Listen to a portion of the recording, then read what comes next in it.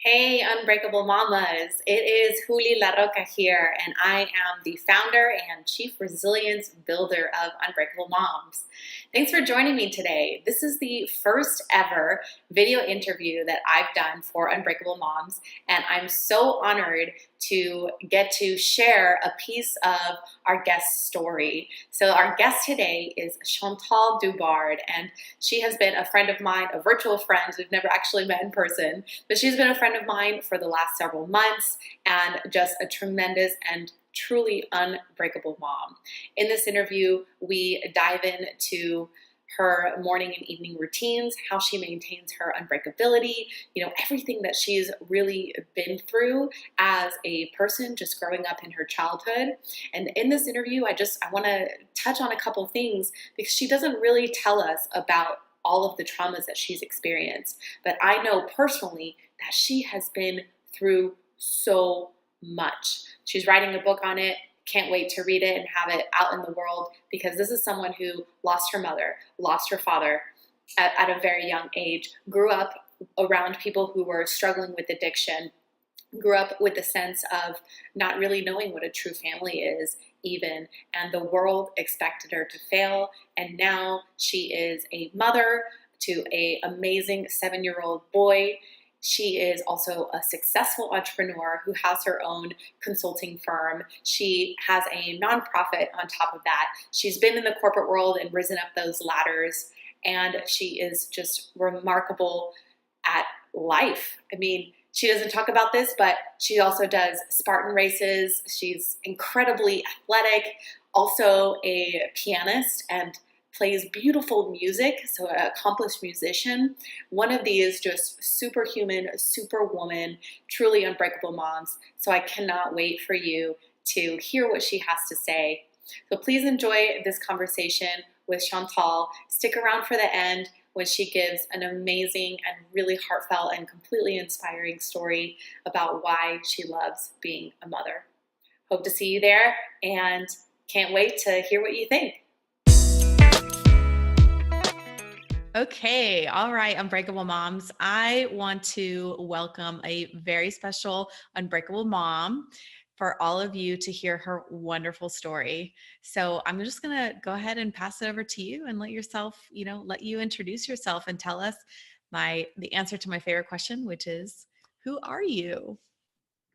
Great question. I love getting asked this one. First of all, my name is Chantalle Dubord, and I don't know. Identity is such an interesting concept for so many, and I think it's kind of like this love-hate relationship. People kind of deal with their whole lives with it, but like depending on what circumstances you go through, and then I don't know. I'm at like the point where I know for a fact that circumstances don't make me who I am, but what I do know is that I am unstoppable, and that's what defines me, I would say.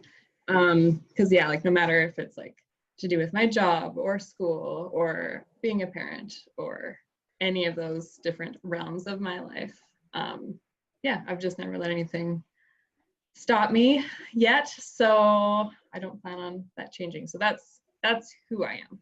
I love it. I love it so much. Tell us more a little bit about who you are. Obviously you're a mom, you're an unbreakable mom, whatever other identities you feel that you kind of carry with you that you're proud of. For sure. So, so single parent to a 7-year-old boy named Zachary. And I also have a fur baby. He's a long-haired German Shepherd.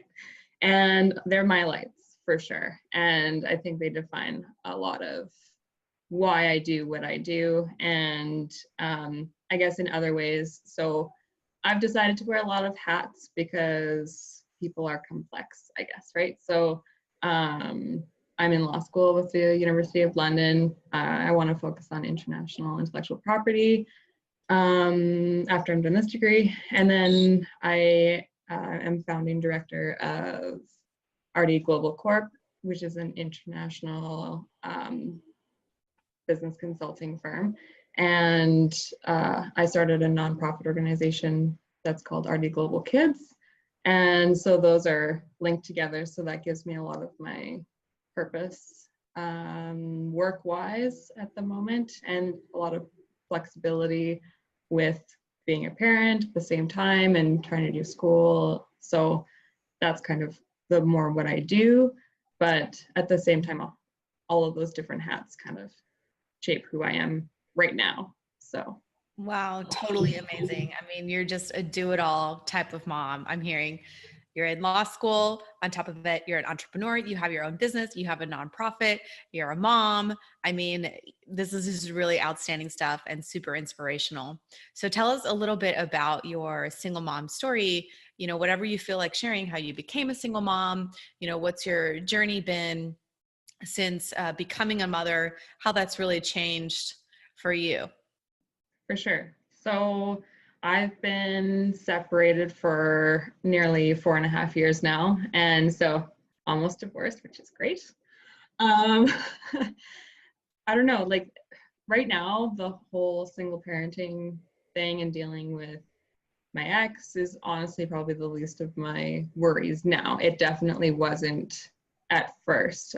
I'm a really traditional person because I don't know, like a lot of the things that I think define what type of parent a person is going to be stems from childhood. And so my circumstances were quite different, I guess, than others.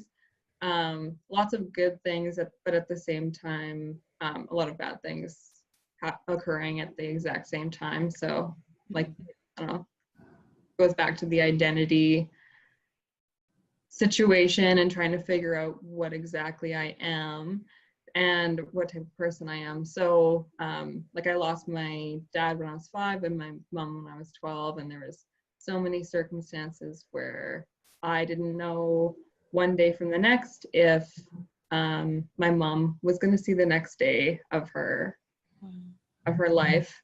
And yeah, I don't know, I've been the abused one, I've been the sick one, I've been so many different things growing up, but I think I definitely learned what not to do as a parent, and that's one thing I think that I definitely base all of my parenting practices and morals and values around, is making sure that I don't ever switch the child-parent relationship, because I want my son to have a childhood, because I believe every child deserves it. And yeah, I guess being a single parent doesn't necessarily impact me the same way as others. Like one thing that really gets me a little bit is when people use being a single mom or single dad as an excuse for not still having a good career and like following their own wants in their life, or you know, just because you have to balance everything, being a single parent isn't a good excuse for that. Like, I think, I mean, I was able to, what I'd like to think I'm mostly well put together, at least on most days. Everyone has their bad days, but I think being I don't know, being honestly having no parents and kind of raising myself for a lot of my life and having to look at all of the exterior environments to see what was normal culturally, and yeah, just all of the various aspects of that. I just, yeah, I don't know. I think that it's possible to still be a good parent when you do go without. So I think my son honestly has it better than a lot of kids in this world. And just because they don't have one, or just because they only have one good influence or one role model, it doesn't necessarily mean that they're going to be negatively affected. So yeah, I don't know. I think I don't think anything different of being a single parent than I would if I was in a loving relationship, because it's my opportunity to show him that love. Oh my gosh, Chantalle, I love so much of what you're saying. I mean, this is just incredible stuff. This is really uplifting messages to hear. So I want to kind of just highlight and recap what you've said. So the first thing you talked about was that we parent how we were raised. It influences so much of how we parent. And there's two ways that, you know, a traumatic childhood can affect you. You can either be abused and become the abuser, or you can do exactly what you're doing. Be the abused, you know, traumatized child that then goes on and says, I'm not going to do that. I'm not going to repeat this childhood that I had for my own son, despite me being a single parent, despite me pursuing my career on top of that, and still following my own dreams and having my own life outside of motherhood. So that's the second thing that you talked about. That to me is so empowering. And especially the part about not using single parenting as an excuse, the doing it on your own, having to balance everything. I mean, that is just a tremendous message for all parents doing it on their own to hear that, you know, yes, you can, because we've just been conditioned so much to hear, when you hear the, you know, the term single parent or single mother, to think struggle, to think poverty. Yeah. And here you are, and you're changing that narrative for yourself. I mean, this is just incredible. Thank And you. then the third thing that you had mentioned is how your son is doing, you know, is better than other kids. You feel like he's doing better, just even despite the fact that he's being raised by a single parent. So I think that there's a lot of research out there that shows that, you know, kids raised in single parent homes don't always do better, but that's, you know, not necessarily the case. There's a lot more inside of that than just that blanket statement, which I definitely don't agree with. So I'm loving that you're highlighting that you're not only working on your own well-being, but obviously your child is doing very well. So I'm so happy to hear all you say all of these things. And I think we need to see more of you in this world. Thank you. I mean, I'll touch on a couple things that you said, but like you mentioned, you know, the idea of poverty associated with being a single parent. And I think that's one thing that surprised me actually after I separated, was I ended up being way better financially. Like right away, I paid off my car within 6 months, and like I did all of these things because you're able to rebalance your life. You're able to take back that control that you lost because of whatever unstable relationship it happened to have been at one point. And I mean, that's even on top of like me having all the medical issues that I do. So I've definitely been challenged. At the same time, I'm definitely not saying that there isn't pain within those circumstances, but I think, I mean, where I overcame complex PTSD recently and all of this stuff is like, it's because I changed my relationship with pain. And when you view it, stress and pain as a way of motivating you and just knowing inherently in your core that it is good for you, your life will completely change. And I think that is not widespread knowledge that goes around. And so when people view themselves as being impoverished because of a situation, that's what's going to happen, because they don't see the success stories. Or I'm not even saying I'm a success story yet, but I'm definitely unstoppable, like I said. So I'm definitely working my way up. But yeah, and then like with my son, I don't know. I don't think him and I are, you know, ever going to be the type that like fits in with the crowd or whatever, but that's honestly such a good thing. And I think stepping outside of what the norm is, and just trying to view information that's given to you in like any different situation is probably the best thing that a person can do, because it'll just give you opportunities at various points in your life. Yes, absolutely. So that's the word that I want to highlight, is opportunity. I love so much what you're saying. And a lot of this is in the Unbreakable formula.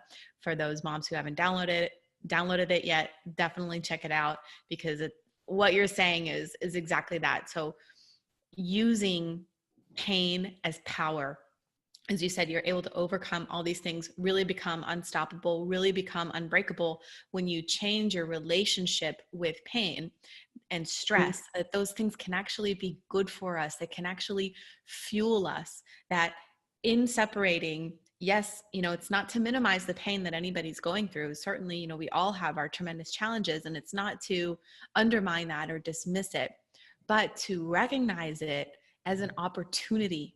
Like you said, for you left your relationship, and then you used that pain, that struggle, to actually transform yourself and then become even more financially independent and even better off. So it's all about using these painful moments as actually opportunity. I always say pain into power. And I resonate so much with that. And that's why I talk about, the struggles that I have been through. I am so thankful for that. I mean, they allowed me to just wake up to life and to change myself and my relationship with myself, and thus my relationship with my daughter and my relationship just with the entire world in a much more positive and awakened state. So opportunity really, really is the foundation of the struggle and how we can transform that. Oh, for sure. And you're such an incredible person and mom. I just love what you're doing for everybody. But yeah, no, I think that if you have that, I don't know, I lost what I was going to say, but no worries. Yeah. Let me ask you another question. What do you think was the most crucial element for you in a transformation, in this, shift in mindset? I feel like we all have a moment, right? Or maybe multiple moments when you just kind of wake up, you realize like, wow, I don't have to accept this. Can you tell us about, either a moment or an element or something that really was the pivot point for you? Pivot point in like the past relationship, knowing when to switch, or like just life? Either just life, obviously growing up without two parents. I mean that, and in abusive situations and just very traumatic situations as a child, either then or, whatever you feel was that set you on a different trajectory in your life. I do have a point. So when I was, I don't know, quite young, I had someone tell me that because of my circumstances, the world would expect me to fail, and they'd be completely fine and accept that because of how awful it was. And so that was literally the day where I was like, well, I'm going to show the world yes. what I can do. And yeah, I mean, granted, it did, I mean, at various times, I mean, I've definitely been an overachiever. I've definitely been the distracted person on purpose to survive various circumstances. And I'm actually writing a book right now. It's called The Soul Test. And hopefully we'll be done. I have a 2-year time frame by having it like done and out there for everybody. But it basically goes through each of the traumas that I've been through that have made me and empowered me to be empathetic with probably every different type of person that I've ever met. So having that awareness now is really incredible. But the turning point for sure was when I was originally told that the world would expect and be okay with my failure. That's remarkable how one person telling you something can have such a profound impact. And that's exactly where why I was on a bus. Yep, you remember those moments. You really do. And I mean, I have several of those moments too. And I just remember reading something, when I remember hearing something for the first time, when someone in conversation mentioned something. I remember the first time someone told me I could control my thoughts. That was great. Yes. It's amazing. So that's why, this community, this group of Unbreakable Moms is so powerful, because we have women like you and all these other amazing moms telling their stories and saying something. And for someone else, that could really be an aha moment, just a light bulb goes off, and it changes the entire trajectory of how they're viewing their life. Yeah, it's so true. It's definitely So like awesome. an opportunity to have like a platform, I guess, platform of opportunity to say, you have, X and Z, and now finally someone says Y, and you're like, oh, so it's great. It all clicks. Amazing. Well, tell us how you maintain this unstoppability, as you call it, because, life doesn't stop, right? It keeps raining, and usually when it rains, it pours, and it can be easy to get discouraged even in those times, even if we've had these awakened moments and shifts in mindset. So tell us, a little bit about how you maintain this positivity, whether it's routines or gratitude practices, whatever it is for you. Routine is huge for me. I need to have a good morning and evening. I need to, so I've had a severe brain injury, most likely an ischemic stroke before. So this is, I guess, where post-separation, getting back on track all the time, every single time I have a bad day with my brain or whatever, it does throw off my schedule. So that's probably the hardest thing. But I think, just being really careful about, setting reminders in my phone for so many things, making sure that I journal every night, just even quickly, just being like, hey, what's my plan tomorrow? And then making sure I always say what I'm grateful for, even if it's just one thing that's specifically that day. And it just puts you in a really good way of thinking, I guess, right when you're falling asleep. And then first thing in the morning, I have my miracle-ish morning routine. Similar to, I guess, like the Hal Elrod.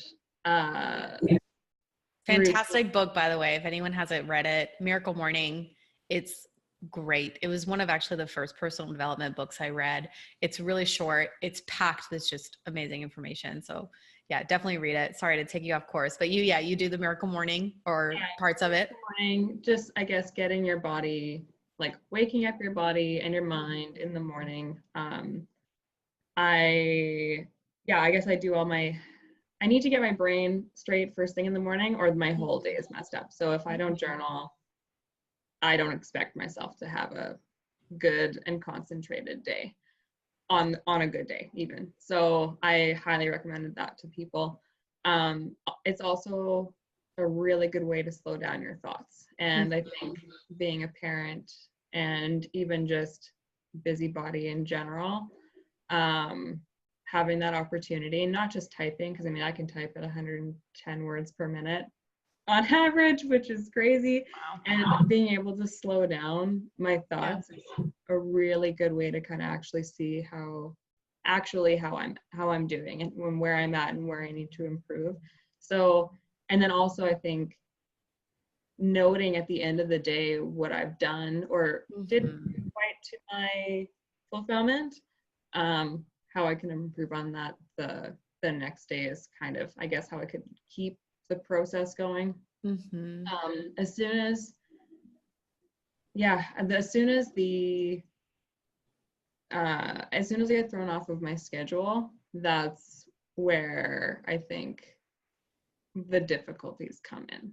So as long as I have that in my mind and notice certain things, so like if I'm getting a little more irritable or something like that, I kind of have a mental marker now that I know that it's most likely because I haven't gotten enough sleep or I haven't been eating as well as I could have. So maybe I have a flare up now or something like this. And so my schedule's thrown. So then it's like, okay, oh well, don't beat myself up. Didn't have a great week, but now today is like a new day or tomorrow is a new day. So get back on the schedule as Amazing. much as I can. Amazing. Absolutely awesome. So what I'm hearing is routine, definitely morning and night routine, journaling, but not even just about, work. What did I accomplish with work? I mean, you're talking about things that has to do with your whole physical self, nutrition, sleep. I know you exercise, so I'm going to throw that one in there for you, even though you didn't say it. And then just productivity just with work. And then on top of that, it allows you to have this awareness of, okay, how are these self-care practices and me doing them or not doing them affecting my health, my mental wellness, right? And then of course, my parenting, because I know when I'm tired and when I haven't eaten, that is most likely when I'm going to snap, with my kid. So yeah, this is just incredible stuff.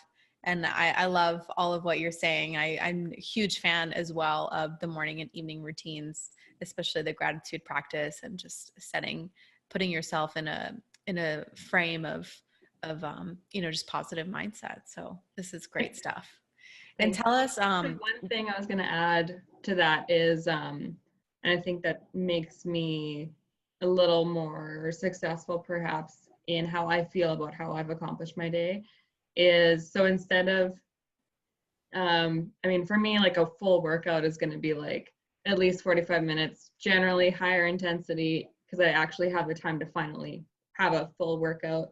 But like doing like or like meditation or in mindfulness, just doing small things throughout the day gives me kind of an overall an overall balance to my day, even if it's not like specifically a chunk of time that I've given to it. So like, I might look a little silly, but like when I'm brushing my teeth, I'm like doing squats and stuff and whatever. And or like when I'm like waiting for something in the microwave to be done, I'll be doing something too.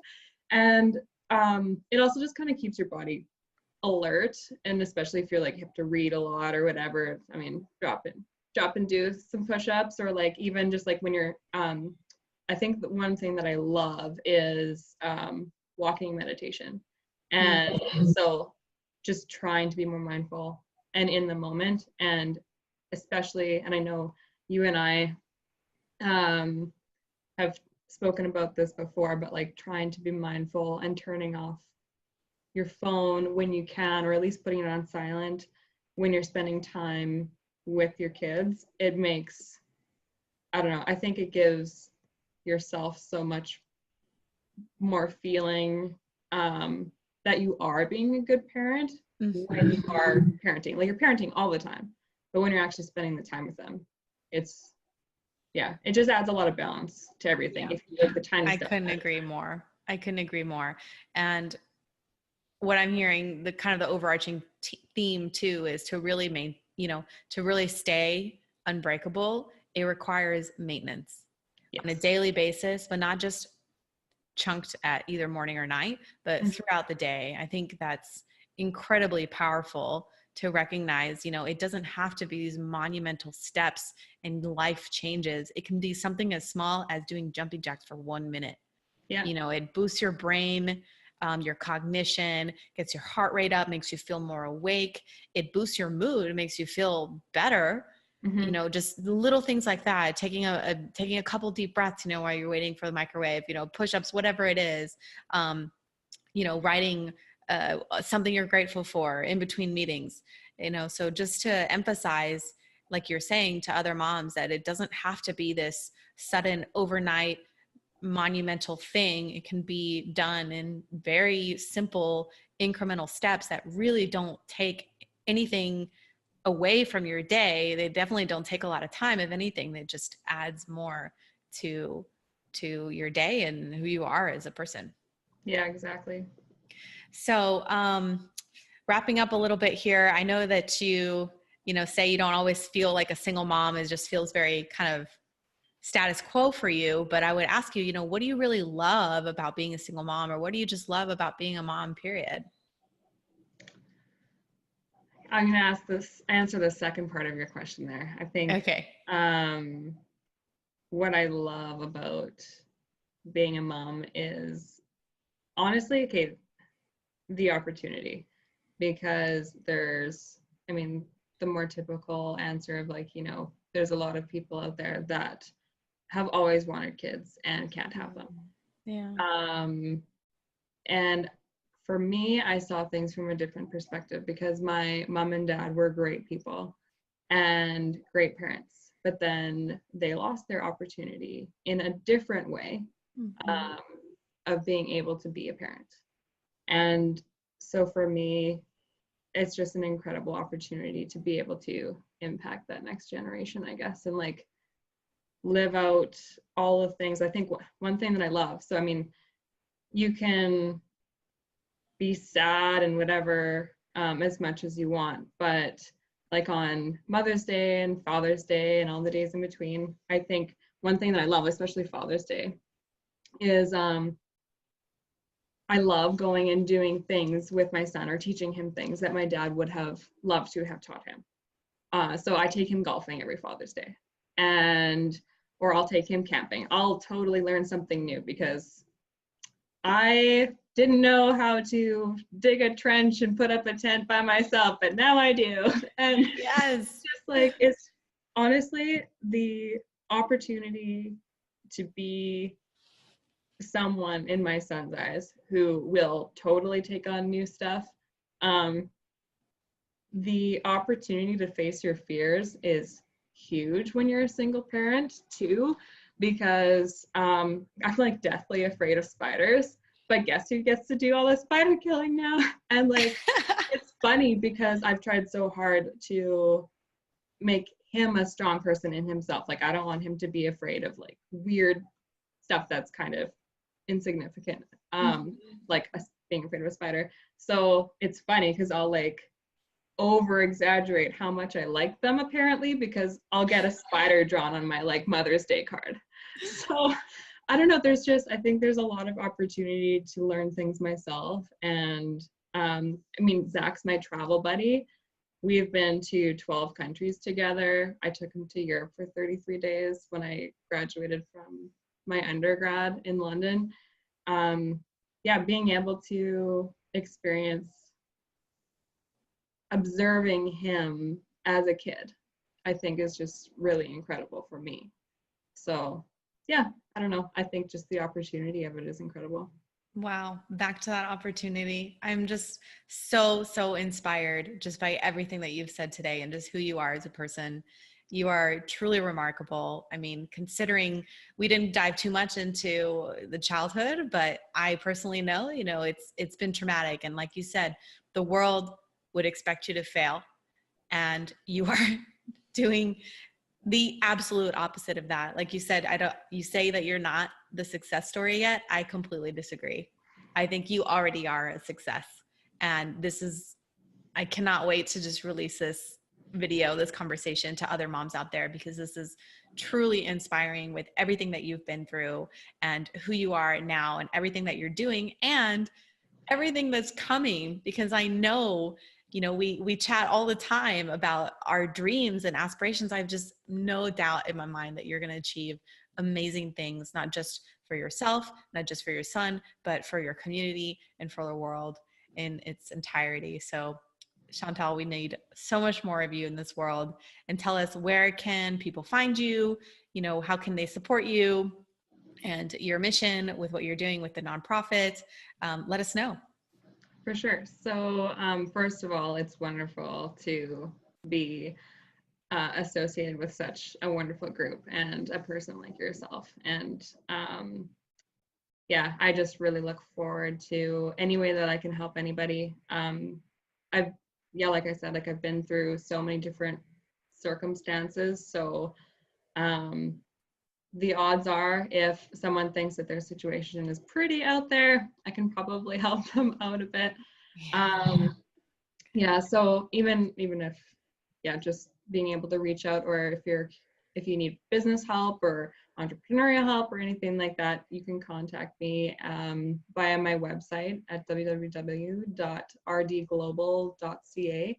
And then if you're interested in the nonprofit, that's www.rdglobalkids.org. And you can contact me via the forms in there. and I'll get back to you as soon as I am able. Amazing. So great. Well, tell us any last words for single mamas out there. You've already given us tremendous inspiration, but anything else you'd like to add? I think just keep believing that you are unstoppable and unbreakable, because the best thing I think I've realized is throughout all my pain, once you realize that once you have the awareness and once you recreate that relationship with what pain is, you realize that you've been you the entire time, no matter the identity that you were wearing at the time. And so yeah, just keep at it. Try to look outside the box a little bit, because that's where you're going to be able to take energy from to feed your goals, and your kids' goals and everything in the moment. So that's my final 2 cents. Wonderful. I love it. I love everything about what you've said today. Thank you so much for sharing your time, for sharing your wisdom, for sharing your story with us. I cannot wait to see what the future holds for you and your unbreakability. So thanks for coming on. You're welcome anytime, and we'll talk soon. And hopefully one of these days we'll get to actually meet in person. We've had a lot of virtual conversations. Someday it would be nice to physically see each other. Yes, that would be great. Thank you so much for having me today. You're so welcome. Take care.